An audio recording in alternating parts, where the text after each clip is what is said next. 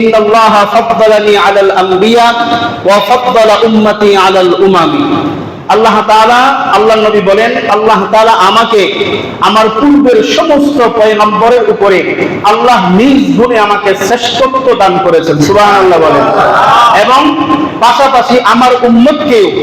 আগের যুগের সমস্ত উম্মতের উপরে বিভিন্ন হাইসিয়াতে বিভিন্ন দিক বিবেচনায় দুনিয়া এবং আখিরাতে আল্লাহ আমার উম্মতকেও শ্রেষ্ঠত্ব দান করেছেন আল্লাহু আকবার বলেন শুধু দুনিয়ার জীবনেই নয় ওই পরকালীন জিন্দেগিতেও আখিরি জামানায় আগমনের কারণে শ্রেষ্ঠ নবীর শ্রেষ্ঠ উম্মত হওয়ার কারণে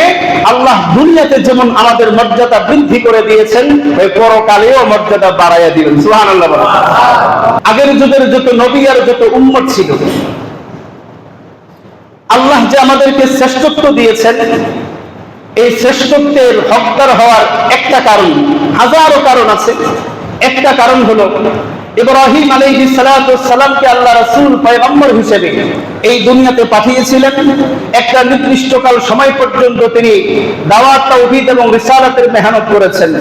আল্লাহ বলনেওয়ালা মানুষগুলোকে আল্লাহর সাথে জুড়ে দেওয়ার জন্য দিন রাত 24 ঘন্টা মেহনত করেছেন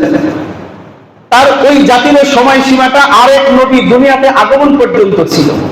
ইব্রাহিম আলাইহিস সালাতু ওয়াস সালাম পয়গম্বর হিসেবে নবী হিসাবে তার যে আদর্শ তার যে কিতাব এই আদর্শটাকে তার উম্মত চিরদিনের জন্য ধরে রাখতে পারে মুসা আলাইহিস সালাতু ওয়াস সালাম আল্লাহ তাআলা তাওহীদ এবং রিসালাতের জিম্মাদারি দিয়ে তাকে ওই জমানায় পাঠালেন তার উম্মত তার আদর্শকে ধরে রাখতে পারে নাই নূহ আলাইহিস সালাতু ওয়াস সালামকে আল্লাহ দুনিয়ায় পাঠাইলেন একটা জাতির কাছে পাঠাইলেন নূহ আলাইহিস সালাতু ওয়াস সালাম পয়গম্বর হিসেবে আল্লাহ যে নীতি আর আদর্শ দিয়েছিলেন নূহ আলাইহিস সালাতু ওয়াস সালামের সম্প্রদায় তার নীতি আর আদর্শের উপরে তারা ছিল না ঠিক তেমনি ভাবে আমার নবীর আগ পর্যন্ত যত নবী যত রাসূল এই দুনিয়াতে এসেছেন প্রত্যেকটা জাতি প্রত্যেকটা নবীর আদর্শ থেকে তাদের বিচ্যুতি ঘটেছে আদর্শ লালন তারা করতে পারেনি কিন্তু আখিরি জামানার পয়গম্বরের উম্মতেরা আল্লাহু আকবার বলেন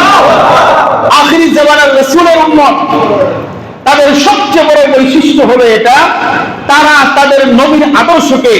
চিরদিনের জন্য লালন করার জন্য সদা সর্বদা কল্লা দিয়াও তৈরি গ্রহণ করেছে আল্লাহু আকবার নবীর কথা শুনে জীবন দিয়েছে এমন সাহাবী আছে না নাই নবীর কথা শুনে মাতৃভূমি ছেড়েছে এমন সাহাবী আছে না নাই আমি তো গত জুমায় বলেছিলাম আমাদের অবস্থা হলো আমরা তো আসলে নবীর আশিক না আমরা হলাম এক নম্বরে চাঁদাবাজ দুই নম্বরে মিষ্টিখোর তিন নম্বরে খিচুড়িখোর চতুর্থ নম্বরে বিরিয়ানিখোর কিন্তু সাহাবীরা মিষ্টিখোর ছিল না সাহাবীরা চাঁদাবাজি করতো না সাহাবীরা বিরিয়ানিখোর ছিল না সাহাবীরা খিচুড়িখোর ছিল না তারাই প্রকৃতপক্ষে আশিকে রাসূল ছিল আল্লাহু আকবার বলেন কারণ নবীর জন্য কল্লা দেওয়া নবীর জন্য নবীর ভালোবাসায় ইসলামের মহব্বতে স্ত্রীকে বিধবা করা সন্তানকে এতিম করা জন্মভূমি পরিত্যাগ করা এটা ওই ধান্দাবাজ আশিকের পক্ষে কোনোদিন সম্ভব না এটা সম্ভব না ধান্দাবাজের তো আলাদা পীড়িত নবীরে ভালোবাসে কেন নবীরে ভালোবাসলে গরম গরম খিচুড়ি পাওয়া যাবে নবীকে ভালোবাসলে বিরিয়ানির প্লেট আগে পাওয়া যাবে নবীর ভালোবাসা দেখাইলে জিলাপি একটার জায়গায় কয়টা পাওয়া যাবে এই ধন্য আশিকের পক্ষে মাতৃভূমি ছাড়া ইসলামের জন্য কুরবানি হওয়া নবীর জন্য কুরবানি হওয়া মোটেও সম্ভব না তার মাঝে আর মক্কার ওই তৎকালীন সময়ের আবু জাহেলের মাঝে কোনো পার্থক্য নাই আমার কথা তো বুঝতেছে তাহলে আমাদের নবীর এই উম্মতের একটা শ্রেষ্ঠত্বের বড় কারণ হলো আমরা আমাদের নবীর আদর্শটাকে আমাদের জীবনে ধরতে পেরেছি সুবহানাল্লাহ বলেন আগের যুগের নবীর উপরে আল্লাহ তাআলা যে আসমানি কিতাব নাযিল করেছেন ওই আসমানি কিতাবের ভিতরে ওই যুগের নবীর উম্মতেরা ওই আল্লাহ পাকের দেওয়া বিধানকে কেটে ছেটে বাদ দিয়ে নিজের মন গড়া আয়াত বানায় নিয়েছে নাউজুবিল্লাহ বলবেন না দাউদ আলাইহিস সালাতু ওয়াস সালামের উপরে আল্লাহ একটা আসমানি কিতাব নাযিল করছেন মুসা আলাইহিস সালাতু ওয়াস সালামের উপরে আল্লাহ একটা আসমানি কিতাব নাযিল করছেন